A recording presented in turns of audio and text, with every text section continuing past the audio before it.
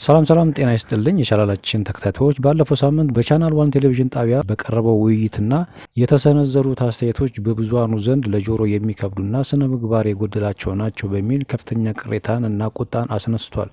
ጉዳዩን በዝርዝር ይዘነዋል። ወንዶች ሁልጊዜ ድንግል ሴት ይወዳሉ። ስለዚህ በሕክምና ድንግላችንን እናስመልስ። ጋዜጠኛ ሊያ በቻናል ዋን ቴሌቪዥን ጣቢያ እሁድ በአንድ ላይ በተሰኘው የሰንበት መርሃ ግብር ላይ የቀረበው ውይይትና የተሰነዘሩት አስተያየቶች በብዙሃኑ ዘንድ ለጆሮ የሚከብዱና ስነ ምግባር የጎደላቸው ናቸው በሚል ቅሬታን አስነስቷል። የዕለቱ ፕሮግራም ቡድኑ ትኩረቱን አድርጎ የተወያየው የሴት ልጅን ድንግልና በሕክምና ማስመለስ በሕክምና አጠራሩ ሃይሜኖፕላስቲ በሚል ሳይንሳዊ አጠራሩ ሕክምናውና አነጋጋሪ ርዕስ ላይ ነበር። ፕሮግራም አቅራቢዎቹም አንድ የሕክምና ባለሙያ ዶክተር እስክንድር ከበደን በስቱዲዮ በመጋበዝ የሙያ ማብራሪያ እንዲሰጡ ጠይቀዋል። በውይይቱ መሀል ጋዜጠኛ ናፍቆት ትዕግስቱ በጉዳዩ ላይ የሰማችውን ሀሳብ ስታብራራ አንዲት ሴት በተለየ አስገዳጅ በሆኑ ምክንያቶች ለምሳሌ ተገዳ በመደፈር ወይንም ከባድ የስራ ጫና ምክንያት ድንግልናዋን ብታጣ ወደፊት ወዳና ፈቅዳ ለምታገባው ሰው ስትል ሕክምና በማድረግ ድንግልናዋን ማስመለስ እንደምትችል ሰምቻለሁ ስትል ጥያቄ ታነሳለች ለዶክተሩ። የሕክምና ባለሙያውም ዶክተር እስክንድር ከበደም አዎ በሕክምና ማስመለስ ይቻላል በማለት ምላሽ ይሰጣሉ።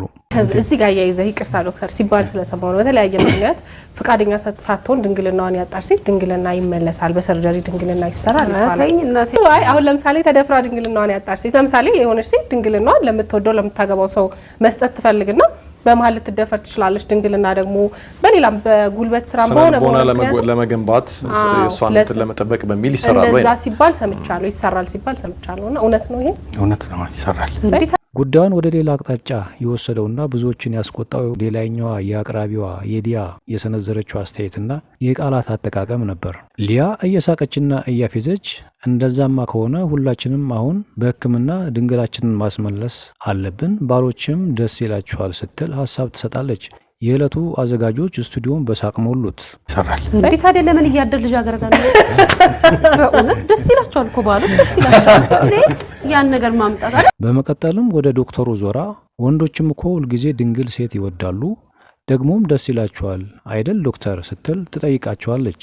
ጋዜጠኛዋ ለጠየቀችው ያልተገባ ጥያቄ የሕክምና ባለሙያው ዶክተር እስክንድር ከበደ ስሜታቸውን በመክታት እኔ ደስ ይበል አይበል አላውቅም በማለት አጭር የሙያዊ ምላሽ ሰጥተዋታል። እንዴት ታዲያ ለምን እያደር ልጅ አገረዳ ነው? በእውነት ደስ ይላቸዋል እኮ ባሎች ደስ ይላቸዋል። ያን ነገር ማምጣት አይደል ዶክተር? ይሄ በእንደዛ ደስ ይበል አይበል አላ እንጂ ዶክተር ወንድ ሁሌ ልጅ አገረድ የሆነ ሴት ምናምን ይፈልጋል። ይሄ እንዴት ይሰራል እንዴ? ከየት ይመጣል? እንዴት ይሰራል እኮ? ይህንን ፕሮግራም እየተከታተሉ በርካታ ታዳሚዎች እንደገለጹት ቻናል ዋን ቴሌቪዥን ጥሩ ጅማሮ ላይ ያለ ጣቢያ ቢሆንም በተለይ አቅራቢዋ ሊያ በሕዝብ ፊት የምትሰጣቸው የቃላት የምታነሳቸው አጀንዳዎች ከሚዲያ ስነ ምግባር በእጅጉ ያፈነገጡ ናቸው ተብሏል።